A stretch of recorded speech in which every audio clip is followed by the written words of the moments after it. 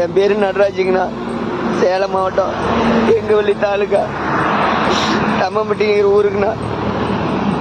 ஒரு 14 கிலோ ஓனருக்கும் டிரைவரை வாங்கி ஓட்டிட்டு இருந்தேன். வண்டி இப்போ வந்து துர்காப்பூர்ல இருந்து லோடு ஏற்றிட்டு வந்த வண்டி அடிபட்டு போச்சுங்கண்ணா.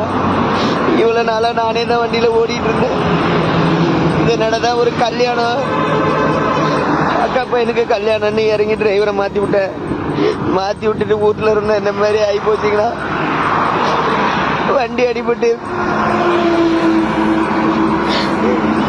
டிரைவரும் ஆக்சிடென்ட் ஆகி அவங்களுக்கு கை காலெலாம் அடிபட்டு அவங்க வண்டியில இருந்து ஹாஸ்பிட்டல்ல சேர்த்துருக்கேண்ணா. கையில 1 ரூபா காசு இல்லாம நடுவழியில மாட்டிட்டு ரோட்ல நிக்கிறேங்கண்ணா. அது நீங்க உதவி பண்ணுங்கண்ணா. வண்டி அடிபட்டு 3 நாள் ஆச்சுங்கண்ணா.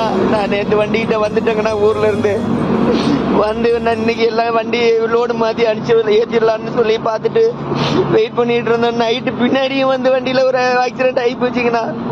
நான் எப்படி இந்த வண்டியை கொண்டு வந்து நான் என்ன பண்ண போறேன்னு வர முடியல, ஒன்றும் தெரியலங்கண்ணா.